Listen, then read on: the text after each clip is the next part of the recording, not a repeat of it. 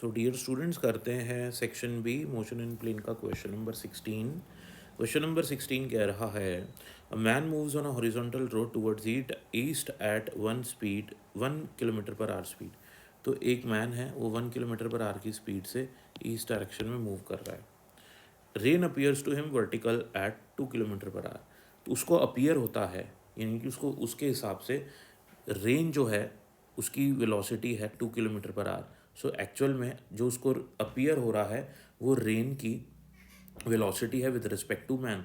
सो हमको गिवन है रेन की velocity with respect to man, जिसकी वैल्यू है 2 किलोमीटर पर आवर, और वो मैन के सिर पे वर्टिकली आ रही है, ठीक है ना। और मैन इधर मूव कर रहा है। अगर मैन खड़ा रहे तो रेन वर्टिकली नहीं आएगी, ठीक है ना।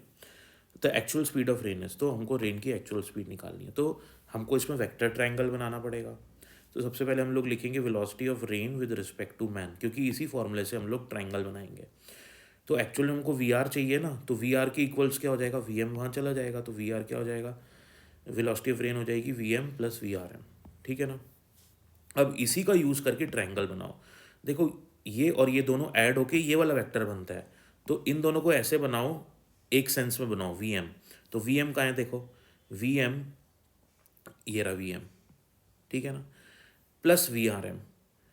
तो वी आर एम को प्लस करना है। अब वी आर एम अपन ने यहाँ ड्रॉ करा था, इसको उठा के ना यहाँ ले आओ, या ऐसे ले आओ, ठीक है। तो यहाँ ड्रॉ कर दिया, तो ये दोनों वी एम और वी आर एम दोनों एक सेंस में आ गए ना, ऐसे क्लॉकवाइज में।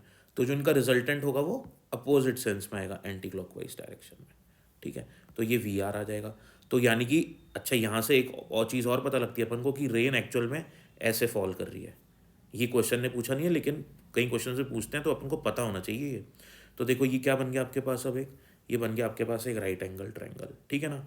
इसमें ये साइड पता है आपको, इसको वन, इस साइड को 1 मानो, इस साइड को 2 मानो, तो ये निकाल सकते हो ना आप साइड। जो इस लेंथ की साइड होगी वही वी आर की वैल्यू होगी, सीधा सीधा।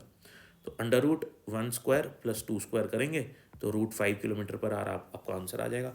थीटा भी निकाल सकते हो आप यहाँ, एंड थीटा करोगे ये परपेंडिकुलर अपॉन बेस, तो परपेंडिकुलर हो जाएगा 2/1। तो theta equals to tan inverse of 2/1, ये आपका एंगल बन रहा होगा। So this is the way to solve this question.